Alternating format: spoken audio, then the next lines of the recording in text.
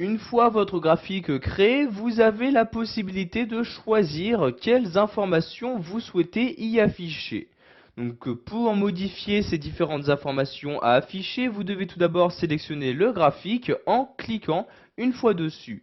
Après avoir cliqué dessus, vous pourrez voir apparaître dans le ruban Office 2010 trois nouveaux onglets. Nous allons dans cette vidéo formation nous intéresser à l'onglet Dispositions.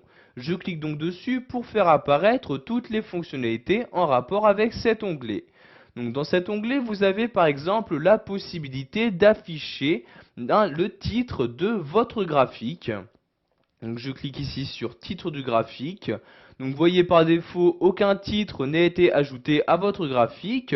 Vous pouvez choisir de l'insérer donc soit au-dessus de votre graphique, soit l'insérer donc centré et superposé par rapport à votre graphique. Donc ici nous allons l'insérer au-dessus. Je clique donc ici sur au-dessus du graphique comme ceci. Comme vous pouvez le voir, vous avez automatiquement une nouvelle zone de texte qui s'est insérée au-dessus de votre graphique et vous allez pouvoir donc y mettre à l'intérieur de cette zone de texte le titre que vous souhaitez donner à votre graphique. Donc ici je sélectionne le titre du graphique et je vais mettre par exemple échange. Donc pardon, je réécris ici échange dans l'Europe comme ceci. Donc j'écris ici échange dans l'Europe à l'aide de mon clavier comme ceci. Et voyez, j'ai pu sans aucun problème insérer un titre à mon graphique. De cette même manière, je peux ajouter des titres à mes axes, donc l'axe des abscisses et des ordonnées, en cliquant ici sur titre des axes. Donc je choisis tout d'abord l'axe, donc ici je vais prendre l'axe des abscisses, donc ici axe horizontal principal, et je choisis donc titre en dessous de l'axe comme ceci, et ici je vais pouvoir donc préciser donc de quelle abscisse il s'agit. Donc ici je sélectionne titre de l'axe et je vais mettre ici donc PI comme ceci. Donc vous pouvez faire de même pour l'axe des ordonnées en choisissant aussi titre des axes, titre de l'axe vertical, et vous choisissez donc comment, donc de quelle manière vous souhaitez l'insérer. Vous avez également la possibilité d'insérer une légende.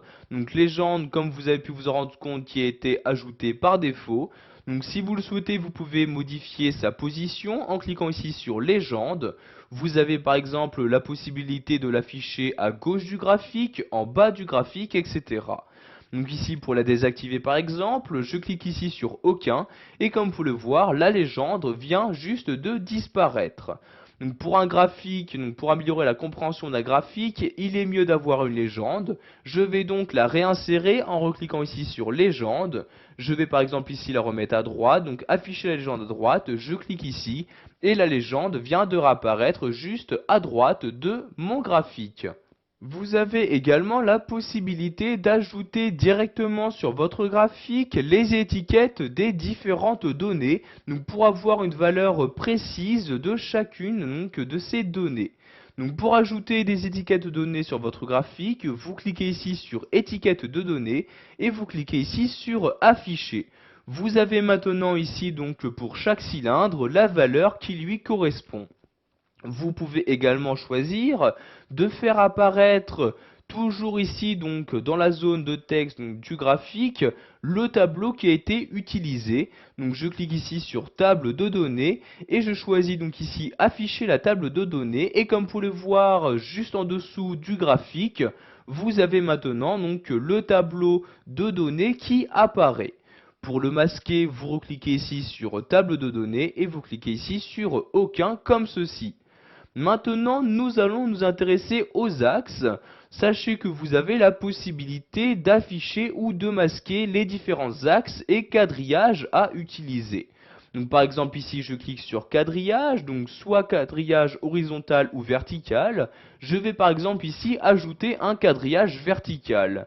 Je clique donc ici sur quadrillage vertical principal et je choisis donc ici soit d'afficher en tant que quadrillage principal, secondaire ou les deux. Donc ici je vais afficher quadrillage secondaire comme ceci. Et vous avez maintenant donc le quadrillage vertical qui apparaît donc directement sur mon graphique. Pour finir, nous allons voir qu'il est possible d'insérer une nouvelle zone de texte à l'intérieur même de votre graphique. pour y afficher donc l'information que vous souhaitez, donc par exemple une source, etc. Donc pour insérer une nouvelle zone de texte, je clique ici sur insertion, puis ici zone de texte. Je n'ai maintenant plus qu'à dessiner ma zone de texte, donc par exemple ici, je clique, je maintiens le clic de ma souris comme ceci, je lâche le clic de ma souris et voyez donc la zone de texte apparaît donc. Je vais par exemple pouvoir écrire ici la source, donc comme ceci, voyez, je peux saisir comme je le souhaite la source de mes données. Voilà, vous savez maintenant comment ajouter des informations sur votre graphique, que ce soit donc en ajoutant un titre à votre graphique, en modifiant sa légende, en insérant une nouvelle zone de texte, etc.